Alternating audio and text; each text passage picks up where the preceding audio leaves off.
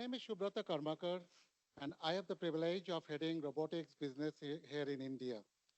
It's my honor to welcome you and all of our virtual participants from who are joining this meeting through Teams.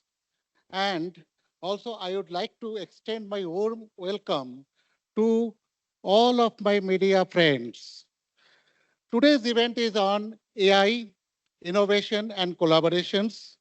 We are thrilled to have you here at our ABB India robotics shop floor, where our engineers actually implement their thoughts for our customers. Today's event is on AI, innovations and collaborations, and I am happy to share with you that this event we have organized in collaboration with Swedish Chamber India.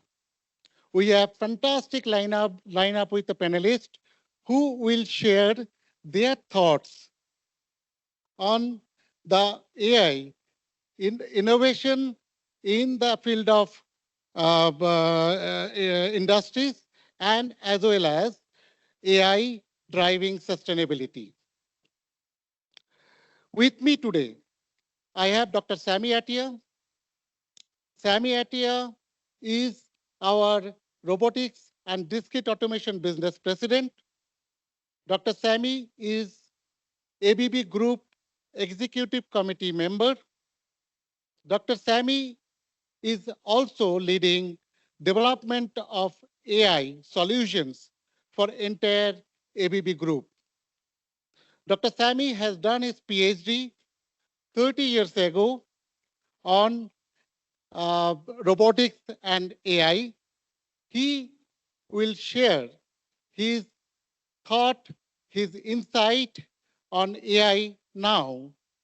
Of course, separating all the hypes, he will share the insight of real AI as well as he will talk on the how ABB take the leverage of AI in terms of innovations, in terms of efficiency and driving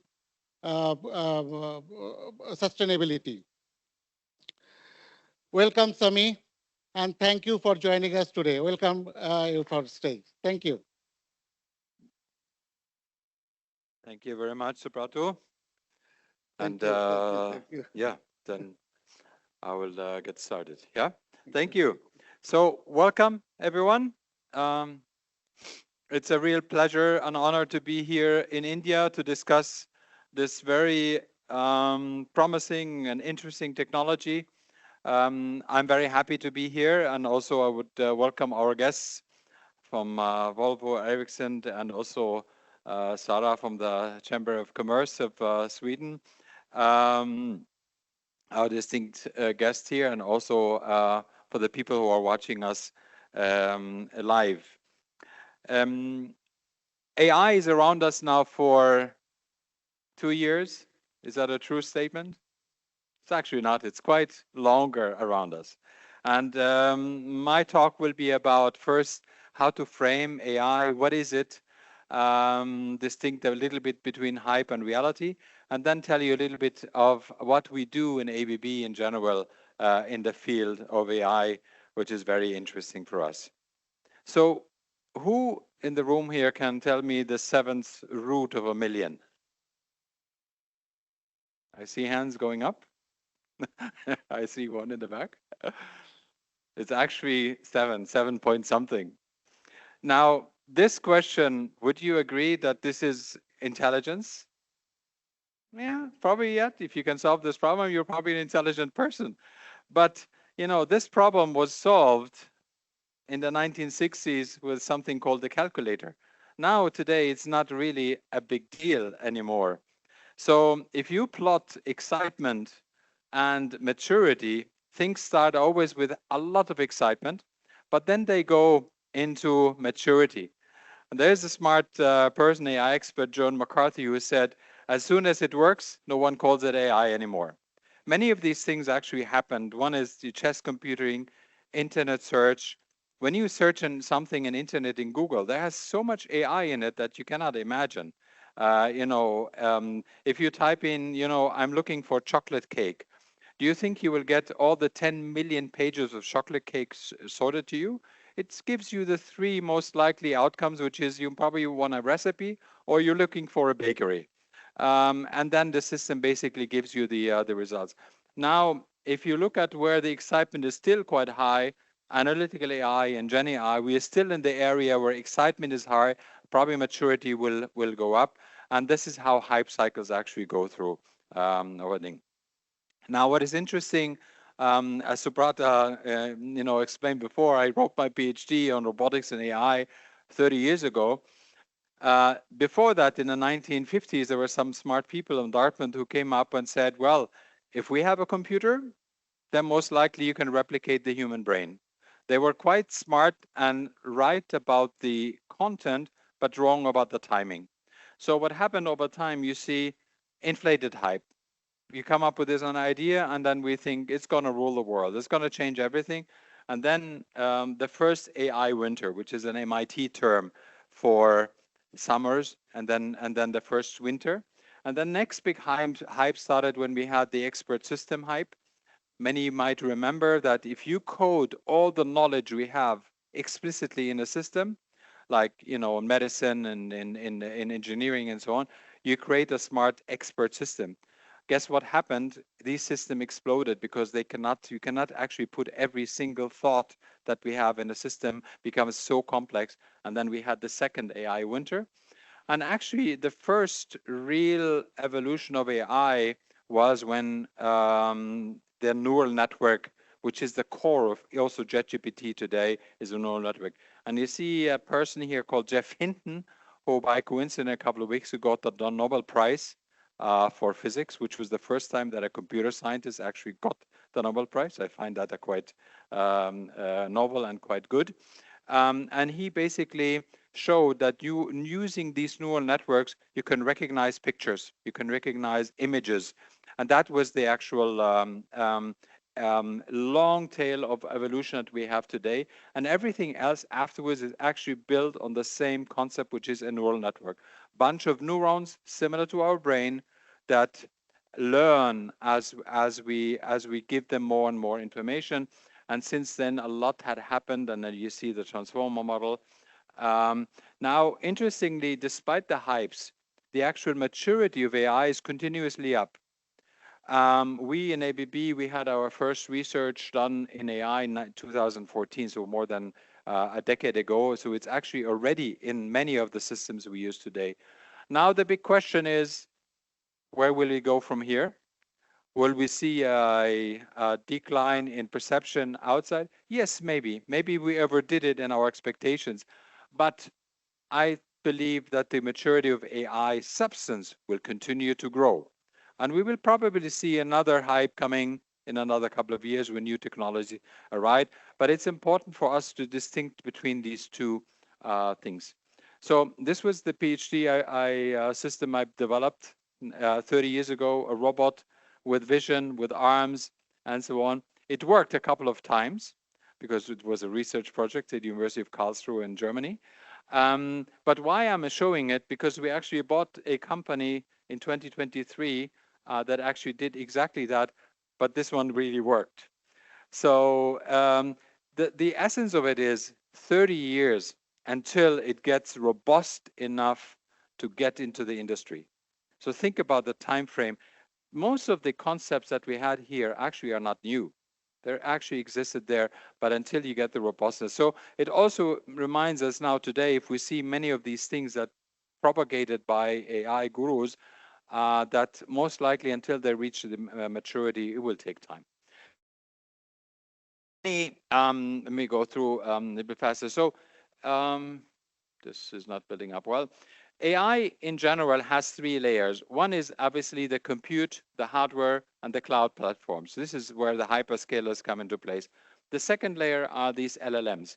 Now, we had a discussion before about the LLMs, the large language models. I don't think that this is an area where we as a company and many will actually invest. There will be a consolidation of LLMs. There's a lot of money went to it. These are the foundation models. Where we focus on are basically the applications on top of the LLMs, using them for industrial use. Now, how do we proceed, or how did we go about AI in ABB? So first we said, let's distinguish between analytical AI and generative AI, because analytical AI has been around for quite some time. So we said we will look at all the projects across the company and see how many of them we have and categorize them in the analytical generative, external versus internal. Internal would be a project to improve efficiencies internally, like coding assistant, or it could be something that is in our products.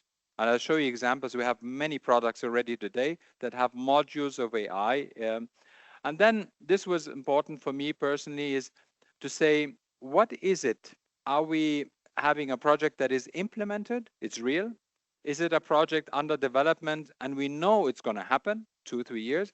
Or is it an idea? And it's important to distinguish between these ideas and fantasies, because many of them might not see reality. But it's important to understand that we have them, create a pipeline, many will drop out. So then we looked at all the projects we have in the company, created a funnel. And at the beginning, we had about 100 projects. It was more than a year ago. And then we said there are projects that already are implemented, like the VSLAM, which is the navigation of the robot, pick and place for robots, self-service, customer support. These are all projects that are actually implemented. And then we have a big chunk of projects that are actually in the pipeline to be implemented. And then we have a lot of ideas, like HR, a chatbot, and many others. And we observed it over time. Now we have a repository of all the projects in the company. And then we are following them. And over the year, the last 1.5 years, they went up to 250. The pipeline increased. So we have now more ideas, but we also have much more implemented projects. Like AI coding assistant, at the beginning it was an idea. Now, if you're a developer of software, you will use AI coding assistant like GitHub and many others. Many of the projects are implemented, but we have a healthy pipeline in here. But also some of the project dropped out because they were just ideas, but they would never materialize. This is how we follow the development, and this journey will continue to make it really real and tangible also for our employees. What is reality and what is really hype? Most of these, these projects here you can buy today. They're available for sale. I'll show you an example now. So first example is item picking, the one above. It's an AI system that allows the robot to grab objects that has not seen before. Now you see a lot of fantasies in the internet about robots and humanoids who will walk around and do many things, but just grabbing an object like this, where a robot has not seen it before, is almost impossible still today. What our research have done is that we have now a neural network that can recognize the shape of the object that is not seen before. And you start basically, you see tubes, you see boxes and so on. And the robot is able to do these picks in a quite high speed, which is new. This is robot-based AI. We can use it for parcels, for sorting and so on. So this is reality you can have, is it available today. The other one is another AI system, really cool one, and our colleagues in Marine, where we basically are able to detect objects. It's like navigating a car, but in the sea. So we detect the boats, we detect the best route, we bring the weather forecast and the ship tilt and so on into one system, and it gives us the optimal route, AI based. So these two are really available product that you can buy today, all AI based. But this is classical AI. This is nothing to do with ChatGPT or anything. We will see more of the classical AI evolving and so on. Building analyzer is another a great example. You can buy a system from ABB today, a building like this. It analyzes all the income and the outcome, the weather forecast and so on, and optimizes basically the temperature and reduces the energy consumption, AI based, which is pattern recognition, and then GenX data analyzers. So many of these examples are available today. Another great example is this navigating using a visual detection. So this is the example that I meant before. And this is a video from our customer Michelin, who are using it today. We all talk about navigating cars, but also navigating a robot in a factory setting like we have here was an impossible problem. Now we solved it with the technology we have. So the robot actually goes around, figures out first where am I, and then starts creating a map. And then you put another robot in the same factory, and they start learning and they share. And the robot is able to navigate from point A to point B using nothing but the virtual map that is created. You put another robot in, they talk to each other, and they learn. So you can basically put objects or material on the robot. You tell it, move it to that location here. It will see if there are people around. It will slow down if it sees people, and then navigate really through. So basically, what you hear from the car industry outside, this is happening in the industry. It's available for installation today. It really adds huge amount of flexibility. In the past, you used to have lines on the floor where the robot follows. Now, you think if you change the path, you always have to rip out the old, you put a new one in. This is like a human. It just moves around and finds its path just using AI and vision. So it's really the most advanced application of AI we have today. So very exciting. The next step with AI is when we use natural language, which is human-machine interaction. That's the next evolution of using this generative AI. You see an example here for that we have where we place all the blocks from table 1 to the cart. Give natural instructions to the robot using language.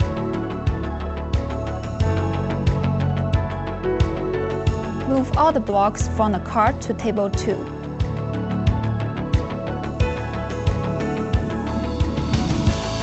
Place the red block in the middle of table 2. Middle of table 2 is a very complex instruction. It's not an easy instruction. Say red block middle of the table, but it decodes it. Rearrange all the blocks on the table. Rearrange all the blocks on the table. Takes a natural Place language, the purple block on the red block.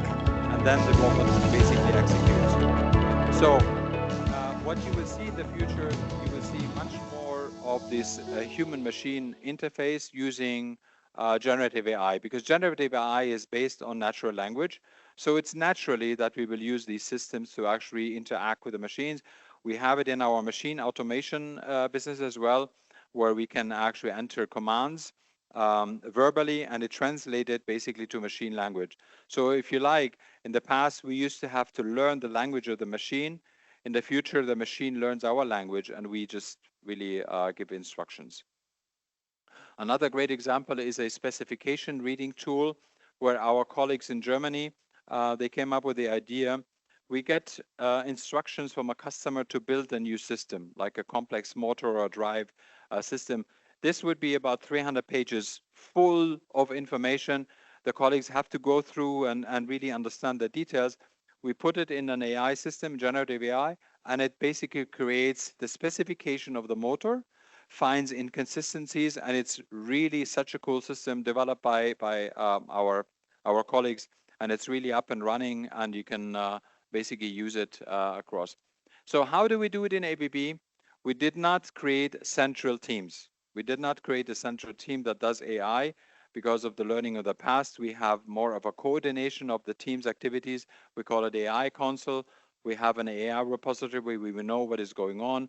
We educate, and we have a learning and development to involve our employees, which is really critical for the AI. We have a team that looks at newest technologies, but also regulation, because in Europe we have a lot of regulations coming out. We need to be on the watch what it really means. And this council coordinates the activities. And one of the really cool things we're doing is, we call it the hackathon, is we have a full week where we invite colleagues. The last one was here in India. It was super cool. where we had 200 new AI cases generated by the team, and they implemented and make it work. 600 participants. We have 2,000 people who just got training on AI on that same day. So it's really a compact way of really reinforcing it, energizing our teams. It's a very good instrument. We get the support from our partners, Google, Amazon, Microsoft, and the others. And then maybe some things we learned from the past, from the digital hype. At the end of the day, what really matters is that you create value for your customers with technology. Bring these two together, and that should be the core of what you do. What we learned is we don't drive technology from the top or centrally. We drive it from customer needs. That's why we look at the individual projects. We don't have any central team who has ideas and fantasies about AI. We don't start with big projects. We have smaller projects, and we fail. We let the teams work, and we fail, and we create new ones. We don't want to be influenced by hype. We educate our employees. We don't have central big investments. We have the smaller projects. And ultimately, we don't build everything ourselves. We work in an ecosystem. We work with our partners. We know that there are so many other smart people around this planet, and we would like to join forces. And that's why when we do innovation at ABB, we like to work with partners like universities. We have challenges where we pose challenges to the external world, and we ask startups to come up with answers. This year we did it on AI. We had more than 100 startups that came and gave us proposals. We select 10 out of them. At the end, we have 1 or 2. We might collaborate, we might invest. So it's a very good way to stay on top of things. And then we have internal incubators, and we have then out of these challenges, we might acquire the company. So Seventh Sense, the company that you saw that does the navigation, was a startup. We looked at, we invested, and we fully acquired the company at the beginning of the year. That's how we create an ecosystem of innovation, because the speed of innovation in many of these industries is much faster than we can have if we want to do everything centrally. So with that, I would end my presentation, and I think I would hand over to Subrata and then to Sara. Thank you very much for listening. Thank you. Wow. Thank you, Sami. Okay. More than 3 decades I am into this robotics and automation field. It is always dream for me that I used to think that why a person or programmer is required to teach a robot.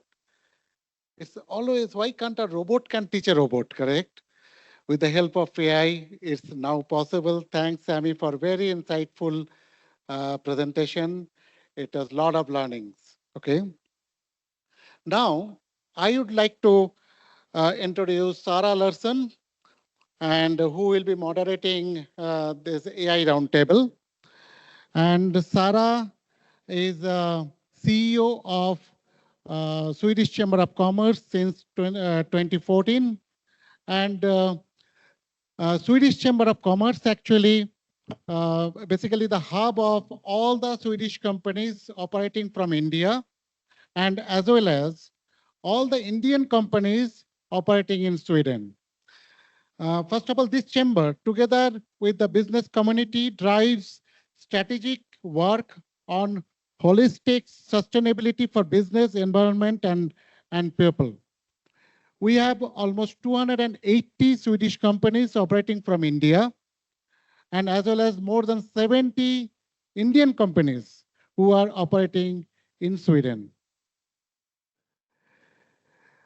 Please join me in welcoming Sara Larsson and our distinguished panelists for this roundtable. Thank you, Sara. Thanks. Thank you. Yeah. Thank you very much, Subrata and Sami. Fantastic presentation, I think, to set off the next part of this event, and it's great to be here. And as Subrata was mentioning, I represent the Swedish Chamber of Commerce, India, the hub for the Swedish companies in the country. So it's exciting that we have, together with the ABB team here, we have representatives from several Swedish companies, other Swedish companies in the room, participating here and also online, listening in to the conversations today. And I'm excited about this panel conversation. We started talking before, and I think I'm not so sure I'm even needed as a moderator. I can just leave my panelists take on the conversation and, you know, from one another and be inspired and so forth. So I think it will be a really good dialogue here. So without further ado, I'm going to introduce them and ask them to take the stage together with me. But first, the theme is transformative, the transformation power, I would say, of AI today in our society and in our industries. There is possibilities to ask questions. So after the discussion, there will be a Q&A. So I keep your questions ready. If you're online, write your questions down in the chat, and I think they will be fed up to the panelists as we go about. And feel free to ask any questions as you would like. Okay, so let me start. Sami, you've already been up, but come again, please, and take the stage. Yeah, any of your seats, and it's great. Thank you for making, you know, when you're here in India for a few days, and I know your schedule is busy, but to making time for doing this event together with us. Then I would like to invite Dr. Khushaal Popli, Program Director for IIT Bombay, to take the stage. And Khushaal has over a decade of experience in data science, DI, and AI and digital transformation, and worked extensively in different, I would say, industry applications, especially in mining and so forth. But great to have you here to represent academia. We also have Kishan Sreenath, who is the Vice President, Powertrain Group Technology Group of Volvo. Great to have you here. And Kishan, he has a long experience, 24 years with Volvo itself. Yeah, but in the industry, working a lot within this area of AI and digital techniques and how to work forward with work in the future with transportation. And Kaushik, Head of Research for Ericsson.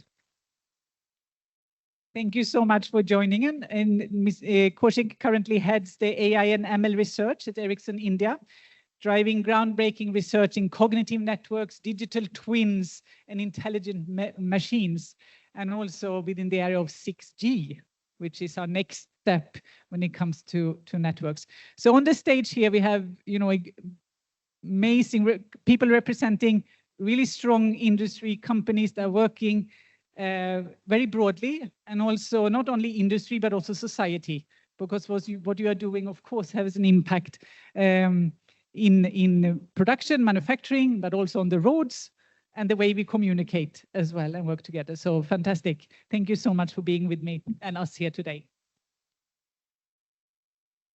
And as I said before, we have, you are free to bounce off one another. You know, if I don't wait for me to ask the questions, ask one another questions and take on the conversation, because there's so much knowledge and inspiration around the table or here. But I would like to start off with you, Kishan, from Volvo. What are the developments within AI today in your industry? What do you see and how is that transforming transportation? Thank you, Sarah, for that. I mean, as we all know, the transformation in automotive industry is amazing.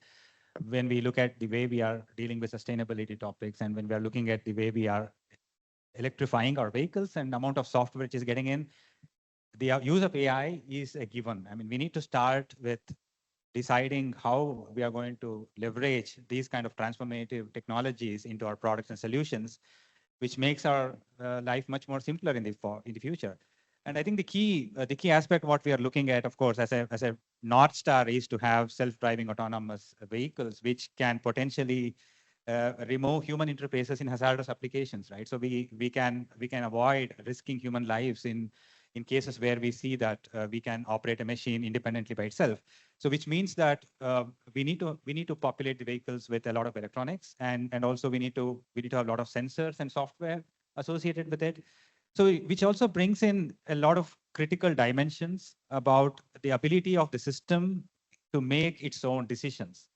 And there, as Sami has previously talked about, AI holds the promise for us. It kind of the hype which is going currently today with all the kinds of evolutions on the computing side as well as on the technology side. It is possible for us to think about scenarios where we can make that happen. So when we look at that as a North Star, as a point where we have to reach, there are a lot of things which we need to do at the ground level. And traditionally, we have been build, test, and implement kind of an industry where we build prototypes, put it on test rigs, and we test them, and then we prove it, and then we sell it. But then with the kind of technologies we are trying to include in our products, it becomes so important that we go further than just doing such things. And that is where we are focusing a lot on digital twins, all forms of digital twins. Digital twin is a very vast area by itself. And when we talk about digital twins, we are trying to look at situations where we will not be able to even think about what kind of implications the product will have in its applications. And that's where these data sets, these use cases will self-learn the systems. And that's where I think you are also talking about in Ericsson, Kaushik, where you had a lot of experiences on how digital twin is going to evolve going forward in the industry, right?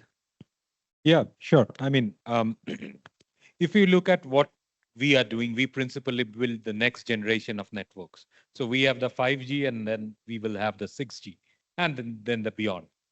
So when we look at 6G, AI is not an goal. That it's not a goal that we will incorporate AI in the network. That cannot be 6G. That doesn't mean anything. Rather, what 6G wants to do, or where we want to go, is that we want to blend the physical and the digital worlds. In a sense, what it means, say from different perspectives, if we look from the perspective of a particular, say, a single human being. So when you are talking to somebody, today you are talking on the phone, you could have an audio-visual conversation, but we envisage a world whereby when you are talking to a person, the digital avatar of the person can be created in front of you, and you will feel as if you are talking to that person is sitting in front of you. So what it entails, it does not mean that you only transfer the voice and the video. It means that you have to actually transport all the 5 different senses, the senses of touch, the smell, and whatever all those 5 senses are. Where the challenge comes is that the networks are not dimensioned for sending this amount of information. Again, if I imagine a more, societal setting, a wide setting in the society, say, for example, we have a bus and we have a car, both are heading towards an intersection. If the network could create a digital representation of that, then you could write various programmatic interventions with AI, and then you could regulate these two vehicles moving close to each other. So such digital representations, how do we create that? One of the ways in which we create that in 6G is through the sensing or the sensing technology, whereas the network, which is omnipresent, the radio waves, which is omnipresent, sensing the reflection, sensing the propagation characteristics, can we build a dynamic model of the environment? And then when we build a dynamic model of the environment, we will act on it. So in order to transport this level of data, what we need to optimize. We need not only optimization, but we need to tweak many things within the network. It's like the network is similar to this factory where you have so many, robots. It's just that you cannot see the robots. Those robots are effectively software agents tuning hundreds of different parameters. And tuning those parameters is already increasingly difficult or impossible in 5G. It is inconceivable in 6G. So what we are proposing is an AI native networks. That AI is not something you put as a functionality doing A, B, and C, but rather AI is a critical component of the next generation network, which will enable the networks to run, optimize, and serve all the customers of the network according to the intents which are supplied to that network. that intent could be different things. It could be some very critical intent. Say, for example, here you have, I think, a Barbie doll painting, which Subrata was showing me. So this has some level of criticality. And then you have something manufacturing, like a chip manufacturing, that are the different level of criticality with respect to the throughput and latency. So how do you treat these different levels of intents, different levels of requirement through one network? And then how do you optimize the packets? How do you optimize the transmission characteristics such that you can achieve the desired level of experience? So that's probably a small, snippet, or probably a very long answer to the question which you asked. Thank you. It takes up so many thoughts of extended reality. Isn't that what we're talking about then Yes. in the end? And what is real and what is not real could be that's a question maybe for the philosophers to answer. But Khushaal, you were nodding along in this conversation. What is your take on this, and what would you like to add to this? I think one thing which I would take away from this is that industries and companies should really focus on making the infrastructure prepared for AI, because that's a challenge that many small and medium-sized companies also face, right? Where the expectation is that they want to leverage AI, they want to leverage complex algorithms, but the infrastructure is not there yet. So I think that's what I understand, is that we have to make sure that your sensors are in place. And that's something we have seen personally in many companies, let's say mining or oil and gas, is that the focus on sensors has drastically increased now. Earlier, the sensors were maintained and these sensors were trying to be more accurate for something to run. Let's say you have the switches. So the focus was mainly on having the on and off switch, but not too much on the measurements, which are not critical for the operation at that time, but they're useful to build AI on top of it. So I think one thing I would encourage everyone to make sure we do a thorough assessment of your infrastructure before thinking that AI is a magic wand and can do everything for you. There has to be a lot of homework done at the ground level before you actually try to implement AI. Thanks, Khushaal. Handing over that to Sami, because you talked about sensors and the challenge. There is a challenge with that. What are some of the challenges with implementation of AI as you see in your industry and in the ecosystem that you are driving, which you presented here to us? Well, if I want to categorize the applications we see in the industry, there are a couple of clusters of applications, and each one of them have different nuances. So AI, on one hand, is very good. We use it for a lot of data is available to extract data and extract meaning out of the data. So we do that, for example, for predicting the failure of motors. So we, talking about sensors, we implement a sensor on each motor that you can have remotely, even of a windmill, and then it pumps out data, and then we predict, for example, when the motor will fail. So this is one set of applications. We have many of them. Even every robot we send out, immediately when you plug it in, a thing says, "I'm here, it's alive," and then it can actually give you data and predict how good it is and what are the things that could happen to it. That's using AI. And the second level is the optimize. So when you have the data, you can optimize the robot, you can optimize the motor, and there also we use AI mechanisms for that. The third area where we look at applications is new skills. So AI gives us possibilities to create things that we didn't have before. Take the example of picking. That seems to be a trivial problem, but in robotics, it's called the holy grail of robotics. It's basically grabbing something that I've never seen before.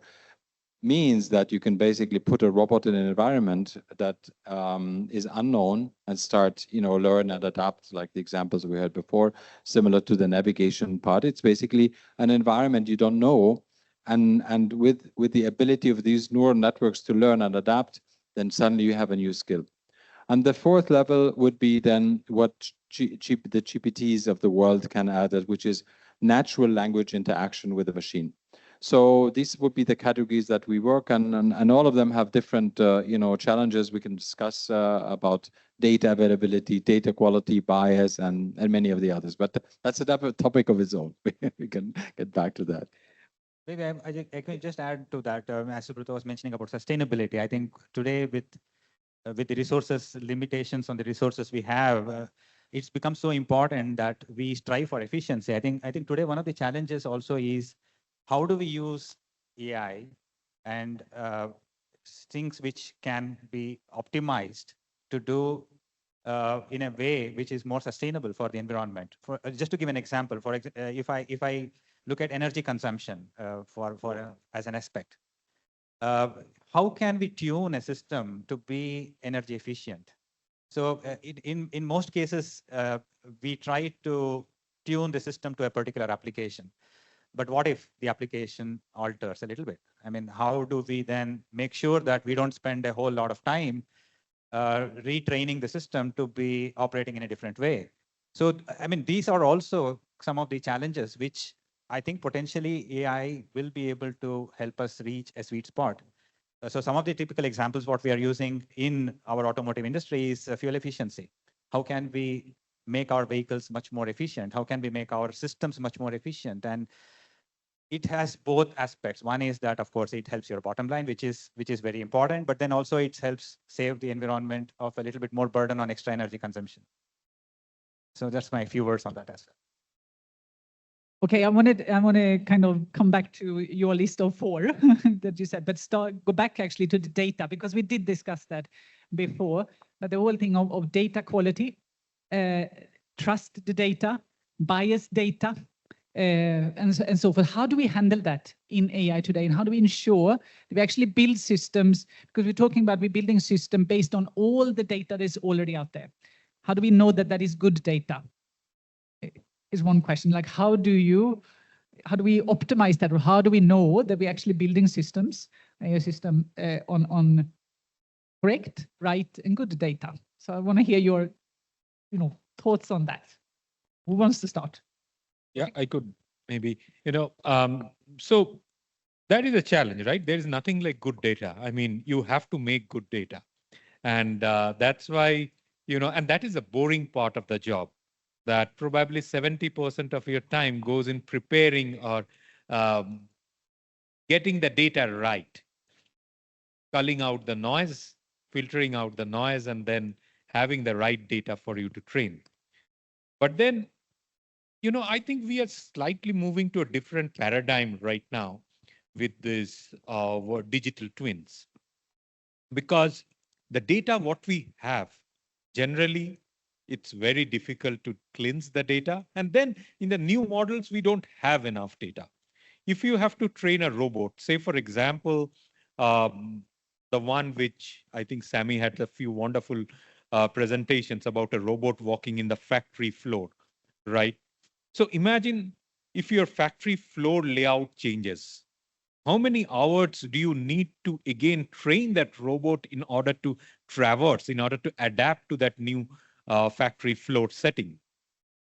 So what we are now looking at is synthetic data, or say the digital twins. And that is where what generative AI will generate. So the generative AI, it generates synthetic data for us. And then the control algorithms, which could be a reinforcement learning algorithms, it could be trained on that. Such techniques are evolving, and these I see increasingly as very powerful, because we were talking, on the sidelines, and we were talking about the new robots which NVIDIA has released, I think yesterday. It was in the Jensen Huang's presentation, that the robots which they are showing, whatever they're showing, it has been trained on some few million hours of traversal data. And that, if you translate into more realistic domain, it is like you're watching a YouTube 24 hours a day, starting from the time of the Roman Empire to the present date, which is impossible to train. But that's now possible with the digital twins.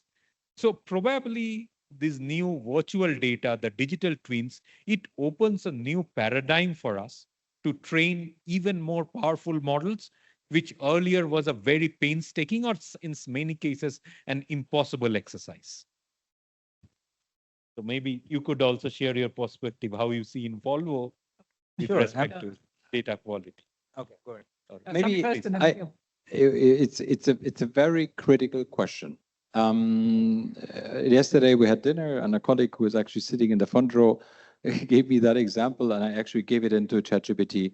We asked ChatGPT, can you create a picture of a person holding a hand with the left, holding a pen with the left hand? What does the ChatGPT produce?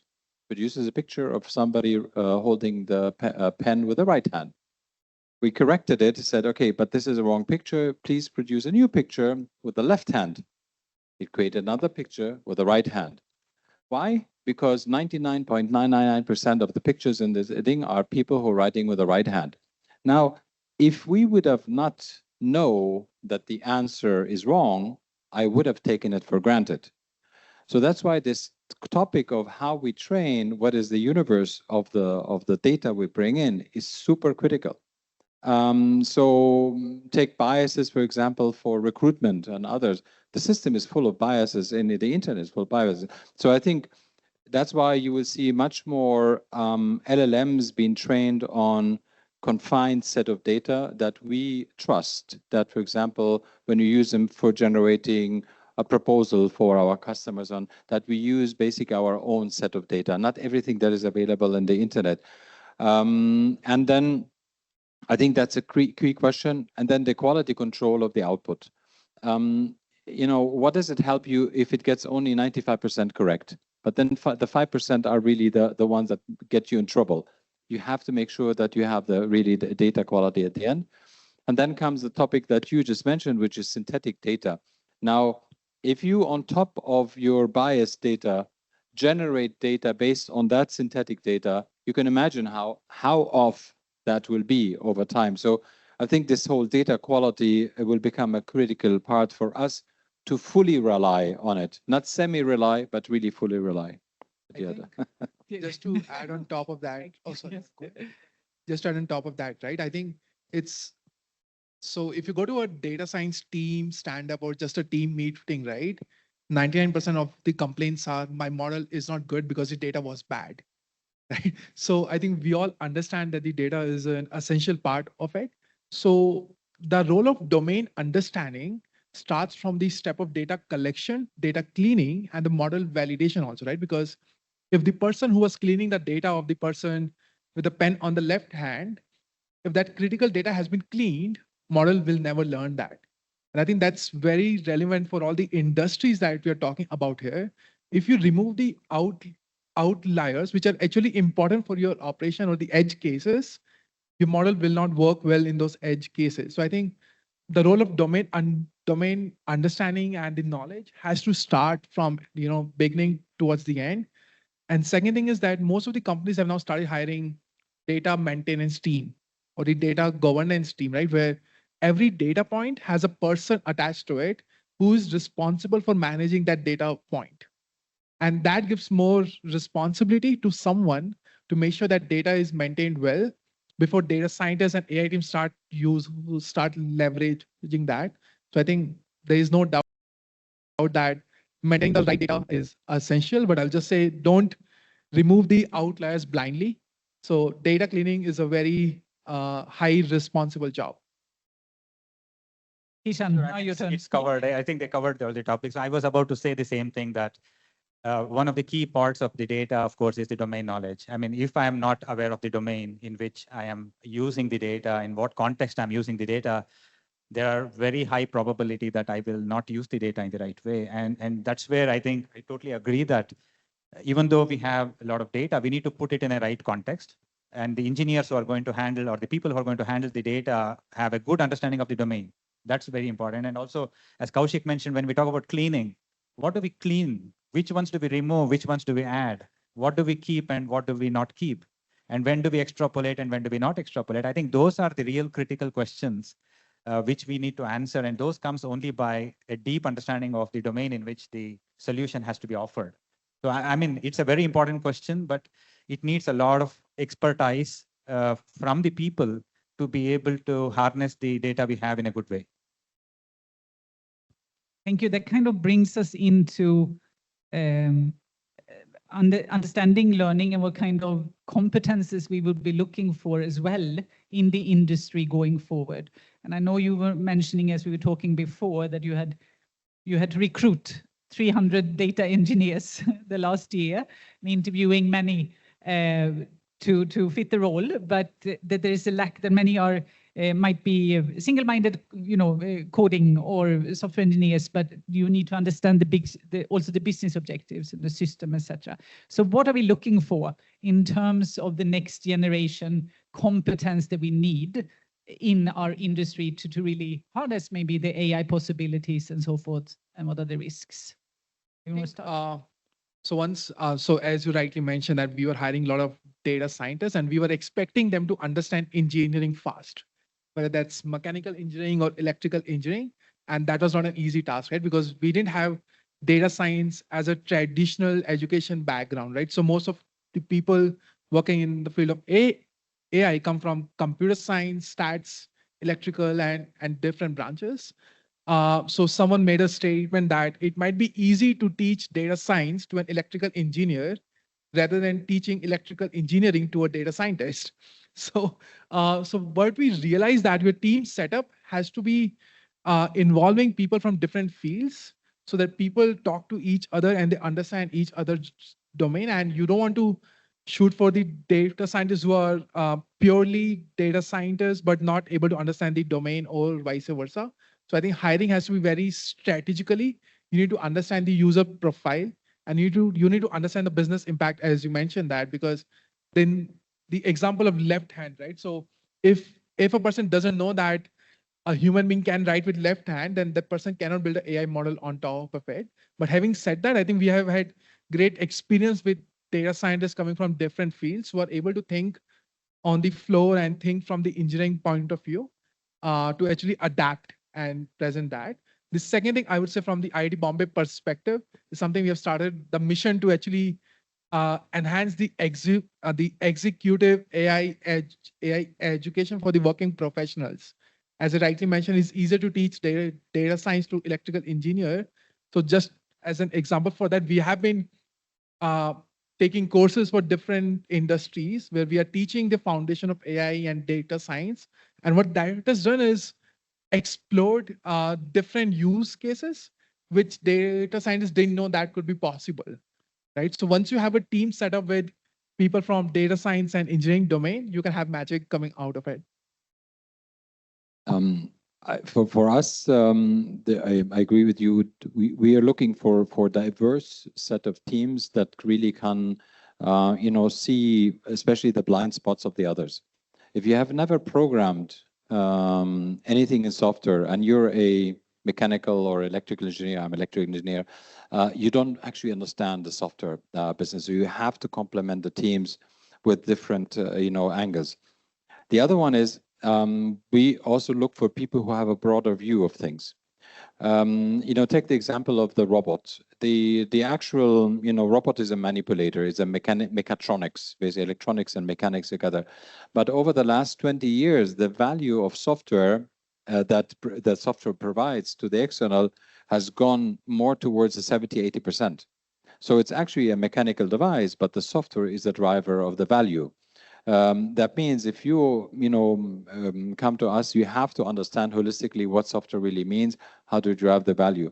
You look at the examples I gave. Most of them came from people who understand the domain, but they have an open eye for the software and the AI world. So this more holistic view will be very important. And I think for all of us, I think we need to understand what AI means, and we need to understand what software means. We cannot delegate this to somebody else and say, well, let somebody else really figure out what AI is. It will be embedded in so many areas in our world. And I see that in the automotive industry, it's the same. It used to be all about mechatronics, and suddenly the software part is the one that makes the winners or the losers. Yeah, I don't know. Maybe. Sure. I mean, just to add on, it's when we talk about competencies, we always believe in the lifelong learning ability of the people, because the technology transformation is so quick. It's no more possible for somebody to stay with the knowledge which they have acquired 10 years ago. And I think it's so important that they incrementally keep engaging with studies to understand the evolutions happening in their own areas. And the most transformative things which we have seen happen is when you bring concepts like AI into their workflows. So when I am able to use AI to optimize my workflow, I will be more productive tomorrow than I am today. So that's the whole concept, and that's one thing which is internal. But then the other major aspect, I think, which also you talked about, Sami, was about partnerships, about exploring collaborations with partners, with suppliers, with startups. We cannot generate all the knowledge which we want within ourselves, and then we need to look out for people who have the knowledge and who can bring it to us. So we try to also explore the ecosystem to see how we can, at the end of the day, bring the needed knowledge into the system, which I think will help us go much faster than we can go alone. So that's one way we also think about. So what I hear, and I will have you comment on this as well, but what I hear also saying is the need for, you were saying diversity, and the need for inclusion of different competences. We are not only talking about engineers or coders, we are talking about human resources, human behavior, those that know, isn't it? That also more the, what we say, soft skill that needs to be added on to our AI teams or development teams. That's correct? If I understand, is that what you also are doing? You mean the soft skills in terms of interaction with others, or exactly, or how, you know, we were talking about how we learn from humans or data that humans act and so forth, and we teach our robots and vice versa. I mean, in general, I personally, when I recruited earlier, I was looking more for technical competency. More and more, I look for the other skills. Because I believe that, you know, the better you interact, the better we come, you know, together as a team, the better the outcome will be. So this ability to, we call it IQ versus EQ. I think EQ needs to be much more in the focus in recruitment than we had in the past. I mean, what do you do with somebody who has an IQ of 150 but is unable to work with the others, transport, I mean, have the ethical values that you need to come up with the right solutions and so on. So I think that part is becoming much more important. I don't know what your experience is. Yeah, absolutely. And we see this is a challenge that we did face and we are still facing in our, you know, the radio and the networks. Because if you look at the radio and networks, traditionally, we have people from, say, the wave propagations and the traditional, you know, the communications theory, who constitute the maximum part of the research teams. And then we had AI. So there needs to be a right balance between the skills right now, in a sense that if you know only radio, then you are constrained. If you know only AI, you don't know where to exactly apply it on. So that's why I see that this EQ about understanding the prerogatives and the point of view of the other person who comes with a different set of skills, and then, you know, kind of mashing it up with what my personal objectives are, or what is the general enterprise objective. That's very important. And that's often, it's not an easy struggle, you know, better said very frankly. I mean, everybody, we come with our own objectives that, okay, this is my area. We want to work in our area. And so this is like, I will say that I really don't have any magic wand to say that this is how we should do it. But I think collaboration and understanding of each other's perspective and learning, which you said, the key lifelong learning about, you know, the AI person learning more about radio, the radio person learning more about AI, which doesn't make either of them an AI expert or a radio expert, but kind of places them that, okay, I have an expertise in a certain skill, and then I have some generalized knowledge and understanding on the other part of that. That is critical. That is critical for the overall company as a whole. Thank you. When we talk about competences and what we need, and one question that is very, you know, common when we talk about AI is that jobs will disappear and it will replace humans. So how do you handle those? You know, what do you see in the future, and how do you work with displacement or you know, jobs disappearing, etc., etc., in your organizations? And also when you look ahead, what do you see? Yeah, that is a great question. So I would like to see a show of hands of people, particularly who are, say like me, who are over 40s, who did not have a debate in your school that computers is a curse or a blessing when you are, say, when we were in a school. I think, yeah, Subrata, yeah, it was a very common debate theme, right, in the 80s. That, and particularly in India, Sami, maybe Europe was different, but we used to debate day in and out. Computers are a curse or a blessing. And here we are, right? Nobody can think of their lives without computers. And if the jobs related to computer goes from India, we know what will happen to India right now. So I see this is evolving. We may not have the right answer at that point of time. But even when industrial revolution was happening in Europe, probably this question came in Europe that what will happen when the machines come in? What will happen to the human labors? And then the human society we figured out, we evolved into some other kind of role. So now with AI coming, if AI does all the, works in the factory floor with respect to arranging things as Sami was showing. So what will the factory worker do? The factory worker will evolve.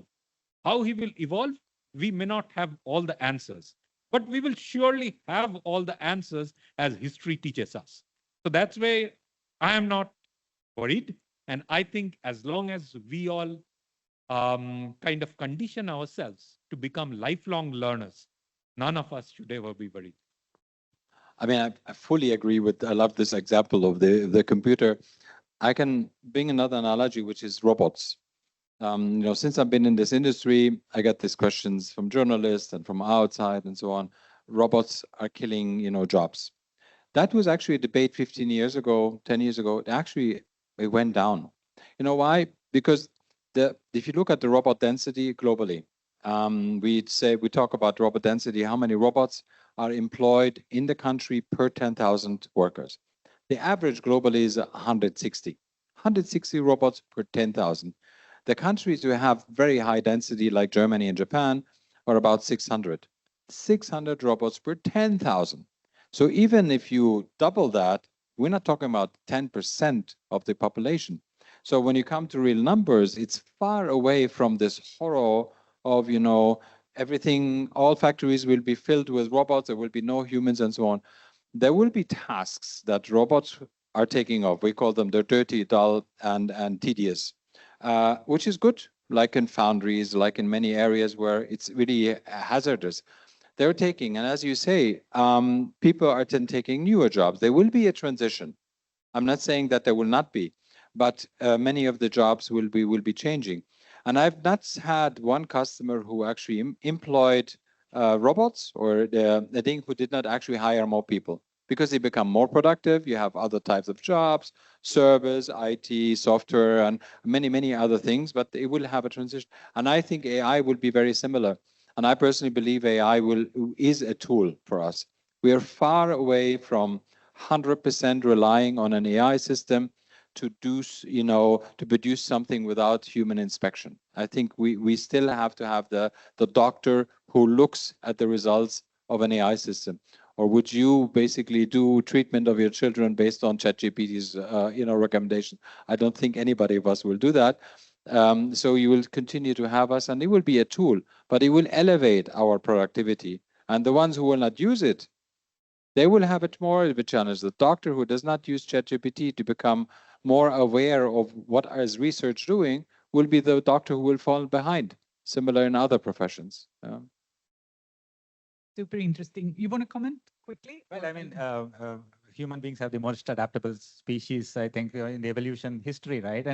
And also within our group in Volvo, change is a value, and we believe that every such opportunity is an opportunity to change. Of course, will some jobs lose out? Yeah, maybe there will be some jobs which will lose out. It has happened in the history many times, and it will continue to happen, but only to be more productive and more efficient in the future. So I think, as Sami, you brought that nice slide about excitement versus maturity. So anything which starts with an excitement also comes with a lot of fear. And I think as it goes into maturity phase, I think we will see people seamlessly adopting to kind of embrace those technologies and work with it. So I'm not pretty much scared about the scenario, but of course there will be some roles, some jobs which will have to drastically change, and some will actually grow into bigger ones. Interesting. I would say we have a little bit more time left on our discussions. After that, it's time for question and answers. So do put, if you're online, put your questions into the chat. And if you're sitting here, make yourself, think about your questions as well, because there will be time to ask. But I wanted to continue this conversation. We say there will actually be need for more people. There's things that we cannot let AI do and so forth. And we were talking about this before as well, but or say this, in the public and the populars, public, we speak about the AI will take over everything. AI will be the answer. It will, no more jobs. We don't have to think. We don't have to do this. The future is AI. But what are the limitations of AI? AI will not be able to do everything. That's right. What are the limitations of AI that we have around us, and the AI will not go as it is today? Can you comment on that? Well, AI is good in areas where you have trained it in a way that you understand the domain, like we heard before, like you understand the data, and then you tune it in a way that becomes a module that you have, for example, in robot perception or navigation. The limitation in my eyes is this idea of a generalized AI, that really an AI system can do everything.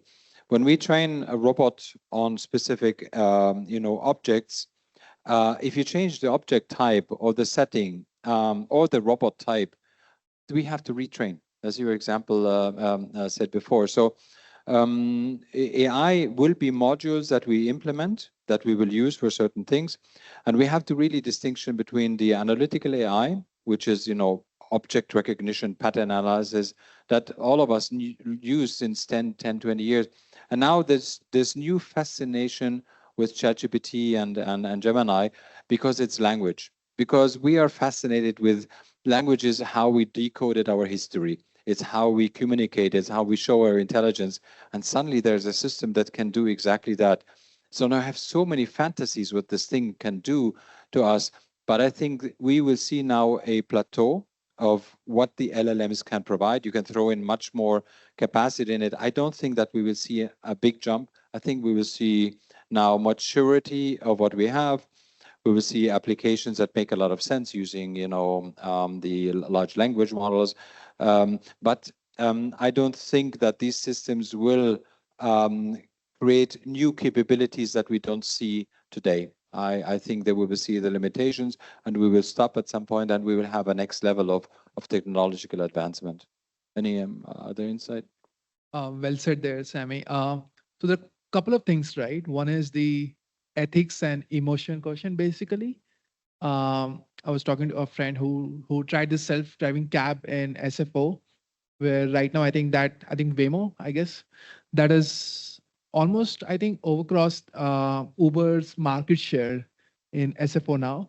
And people were still complaining that they don't feel safe and they don't feel the emotional connect that they can have with the cab driver sometimes, right?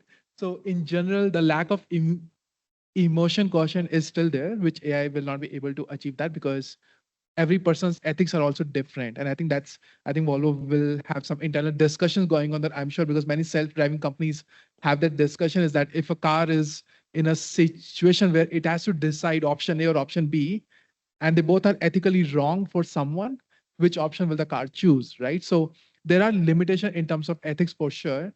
And soon we will reach the limitation of compute and infrastructure, as Sami was mentioning, that eventually we will reach a plateau where investing more in compute will not make it better for your AI systems. And the third is the explainability part of it. Because right now many AIs, especially the LLMs and the deep learning, are more black box in nature. So people don't get that trust, is that what's the exact reasoning behind that output. So until we get to that explainable part, I think we call it XAI now. I think there's a new buzzword coming for every challenge.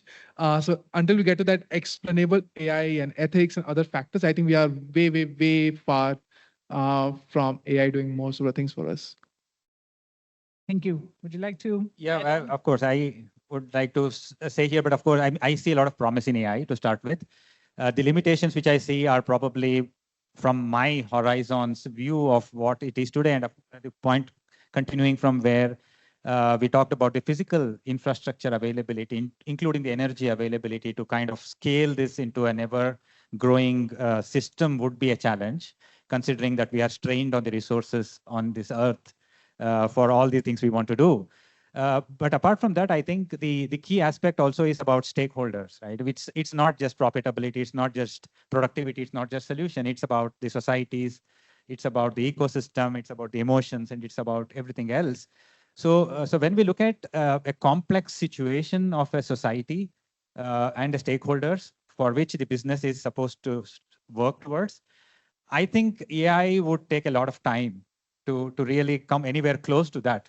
So at this point of time, I would say probably that would be a limitation, because if AI does something which is logically right, maybe it's not emotionally right as well.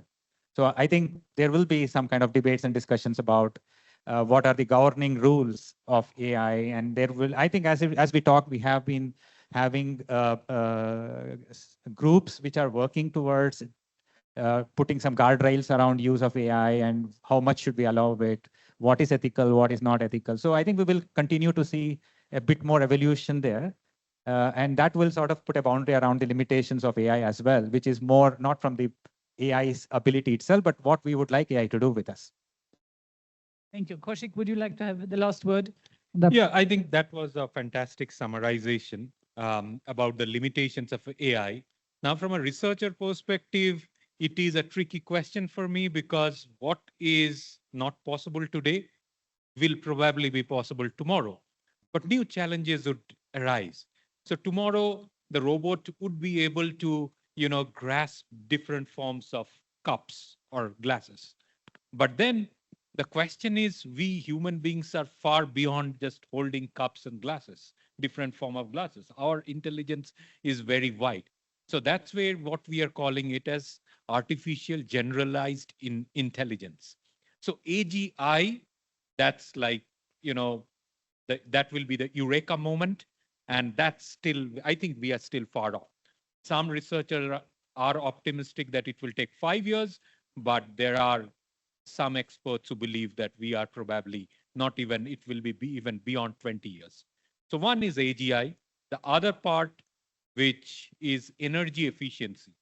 So if you look at ChatGPT, it takes about I think about 10,000 kilowatts of energy to be trained, and compare that to our brain, which takes about 20 watts to be trained. So when you have these robots on your factory floor, you can't always have them powered. So when you have the sensors with AI, they will have the GPU chips, they will consume huge amount of energy. So how you can bring it to a level of human brain such that it can be omnipresent? There are some research around what we call as neuromorphic AI, which is a kind of creating the human brain structure or taking inspiration from the neuronic structure of the brain and replicating it into the AI architecture. But again, this is very early days. So probably these are the two challenges that I would be interested in seeing how it evolves. Thank you. Thank you very much. I mean, ending this conversation on limitations, usually you should ask, you should end it on saying what is the future and the possibilities. But I think it's important as well to have this view of saying what can AI do and not do. And thank you so much for all your wise and seasoned inputs into this conversation. I think we could have continued for long, but now it's time for questions. How do we do this? We have a mic for the audience, or we have also some questions online. So we start. Oh dear.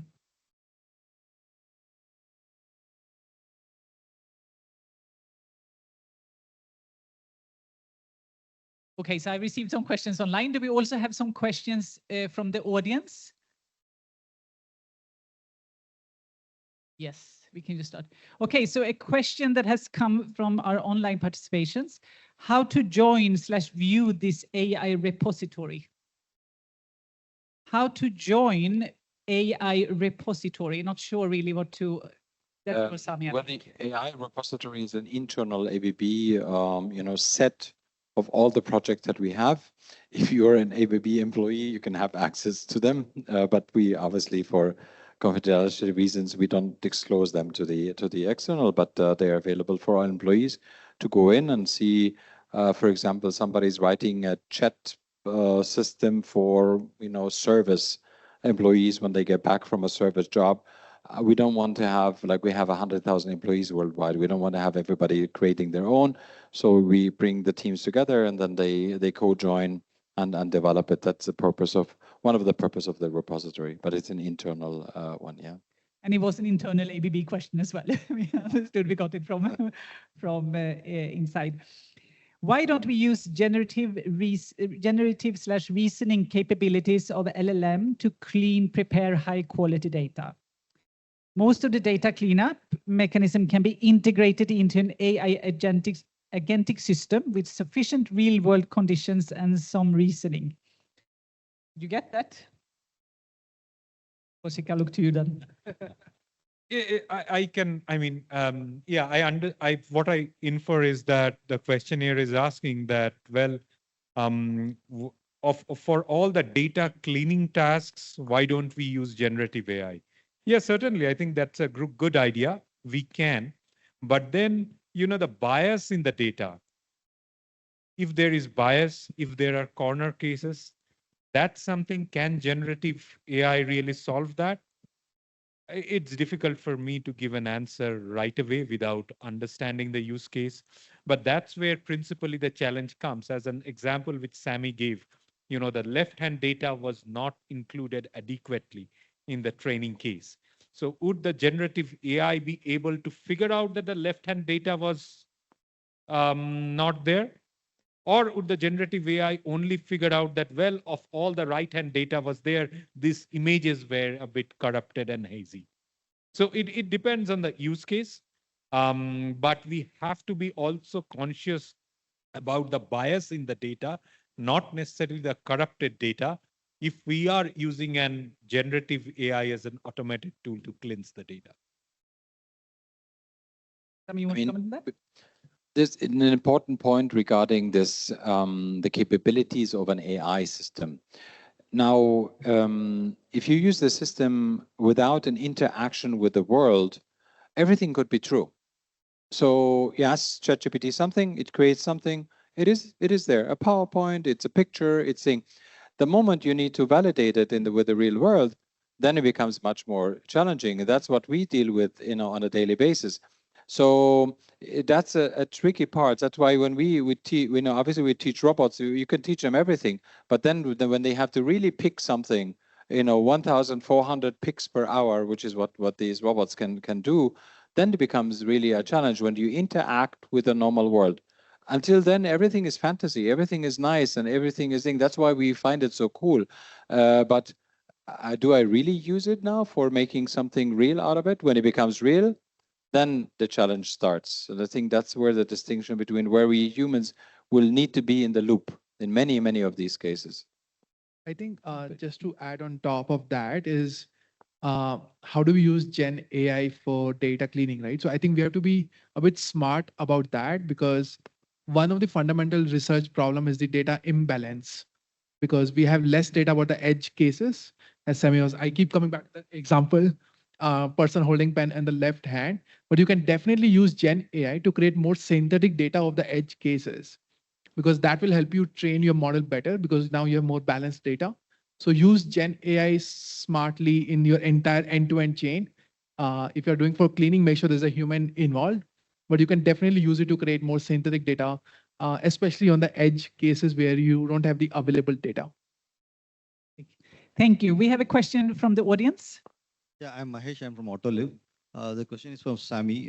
Sami, I could see that your AI journey, there was a lot of success, what we could see in your presentation. So I wanted to know, like, when did this AI journey start, from your side, and what is the governance put in place to ensure that we have some success? Yeah, thank you for the question. So the AI research itself started more than 10 years ago in many of our research labs globally. So that's why we have these projects already implemented. the things that you saw started about 1.5 years ago when the ChatGPT, hype started in November. And then immediately after, we decided in the executive committee that we would create a team that looks up, across the company what is going on to be best prepared to capture. So it's about 1.5 years ago, and then we made the decision that we should actually know what is going on. On the one hand, so we have this central team. They all have normal jobs. It's not a people who will sit aside, but from all the divisions, they're representatives, and they talk about what they do. And we have representatives from legal. It's a quite multidisciplinary team because you have legal aspects. HR is quite important for all the discussions we had. How do you use the data? Can you use it? We have even finance involved. IT plays a big role. I mean, we didn't discuss this, but there's a difference between creating AI applications, but then later running them. The running part we didn't even discuss, today is you have chatbots, yes, but how do you keep them up to date? How do you keep the language model up to date? It's a huge topic that we still are at the beginning. That's why we have this cross-functional team. They meet every month, and we have then sub-teams like legal, IT, HR that support. Yeah. Thank you. We'll take one more question from the audience. Yep. Modesty here from Atlas Copco. Before I get to the question, some context. The human-machine interface that we had. So before Industrial Revolution, everything was done by hands. Then the robots came in. Then we had mechanical levers. Then computers came in. We got keyboards and mouse, right? Now, as you had in one of the slide, machines are starting to learn our language. So what do you think is the user interface that we would have in future to interact with these understandable machines that are able to understand us? Are we ready to move on to a new user interface where we are using other than keyboards and mouse like voice, or how do you think about it? What's the future there? Maybe I start and let the colleagues. I think we will see a lot of development in this voice and natural language interaction. I think that will come. We're working on many projects across. I even have customers who tell me that they're working on making the machines more accessible to the worker or to the operator by, for example, gamifying the machine. If you let the machine, for example, tell the operator, well, you did on your last shift, 100 pieces. Today, how much do you want to do? The machine operator might say 110. But then if the machine tells you, but you collected 120, can you do a little bit more? So a lot of this gamification might be something that we will see more. And I think ChatGPT and large language are exactly good for that. It's basically translating complex language into reasoning, and then you can. So I think that you will see more and more of that. I think we'll have examples as well. I think I'm sure we'll discuss a lot about the natural language too. But one thing which might also come up is the gesture control, because when you're in the operation room, sometimes your actions have to be quick, and you need to give the message to the computer faster. And that's what I think. On top of the natural language, you will also have a lot of advancement in the field of gesture control, I believe. I think there will be a sea of change in the user interface area. I mean, today, for example, if I look at it, we are constrained to use the systems the way they are because of the limitations which the systems can offer us, right? So in the future, it will be much more seamless, and we will have much more inclusion of larger populations being able to use much more complex systems than we are able to use today. So there will be more participation, and in general, I think the acceptance of technologies and access to the technologies through the user interface will grow leap bounds. That's my thinking as of today. Kaushik, last comment on your part. Yeah, so you use the term human-computer interaction or human-machine interface, right? Now, you take your words participation, uses this context, and say that in future, the way we are going, we are talking about a human-machine interaction rather than interface. This interaction will mean the participation of the human being with the machine in the manufacturing process. So what it means is that as the machine is doing its job, you as a human could intervene. You could select at which points you will intervene. It could be a safety decision. It could be something else, which it could be a change in your objective. It could be machine doing something not exactly correct. So you could intervene and you could literally play with that machine, whereby you collaboratively build something with the machine, as if machine is another human being. So that is the next frontier of research where we are moving towards. Thank you. We have time for a couple of more questions. I will now take a question from the online and then to the gentleman in the back.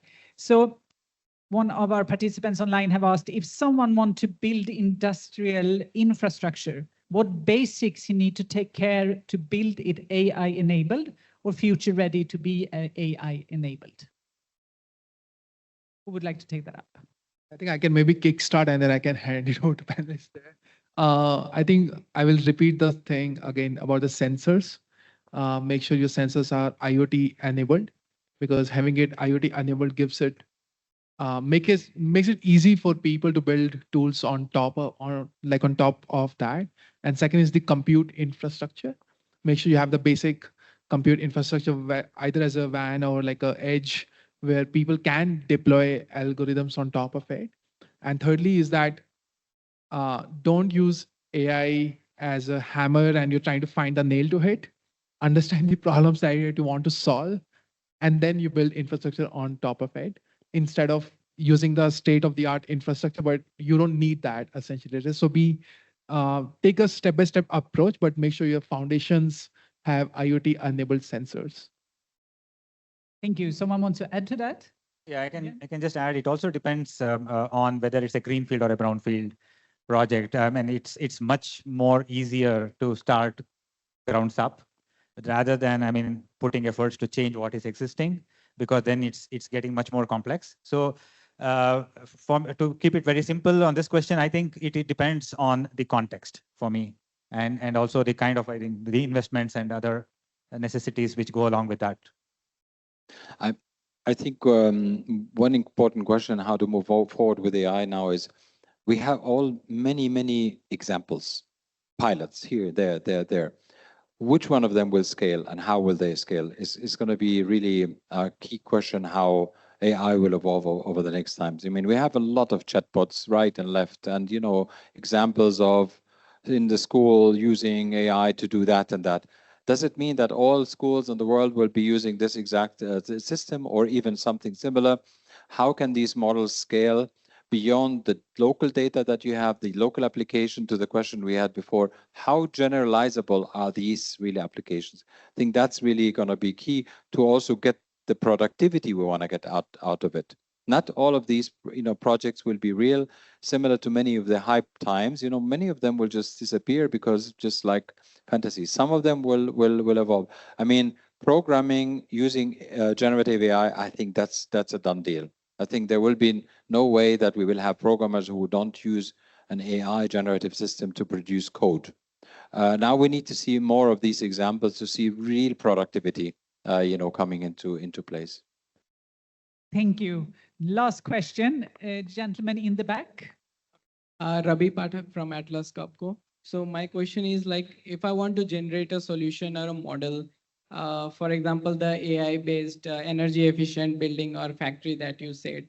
So I had a question like how accessible and easy it is to ask for guidance or collaborate between ABB or us and among the Swedish chambers to collaborate for model development in general. A question between you. I mean, by the way, we collaborate with Atlas Copco. It's a great customer. It's a great partner. Many multiple areas where we actually work together with many of our Swedish friends and companies. We have traditionally, actually, especially with Atlas Copco, quite good collaboration, but also with Volvo, with Ericsson. Just met many of the executives of the company. So actually, we're in constant dialogue there. But if there's something specific here in India, obviously you can bring the teams together. Also, Brata can support there. But Sara, your answer. Thank you. I think that's a great question to end this seminar with today, a question about collaboration, because it's so important. And it's great to see the collaboration is already here between the industry on the floor and in the audience and so forth. And yes, if you want to collaborate, if you have questions, just reach out to us. If you see other Swedish companies that you would like to work with, happy to connect you, happy to take that forward. And I think everyone is very keen to discuss, learn from one another and collaborate on the different topics that are there. So thank you for that question, and I encourage everyone to use the network that is here of Swedish companies, not only Swedish companies, the others as well, but within the Swedish companies that are present and are on the way into India as well. There's so much to do that we can do together.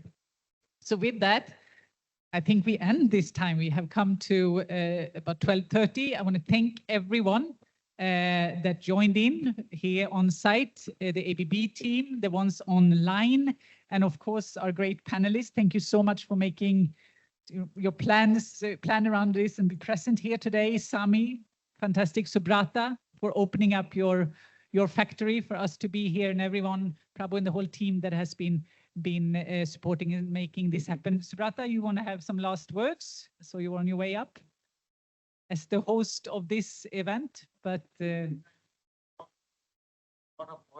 explaining the depth of this program. Thanks so much. It's really heartfelt thanks to you all for your taking time and in-depth discussions. I was actually observing as a pin drop silent in the audience side, correct? It's actually, okay, so how do we can appreciate it? I think let's have a round of big applause.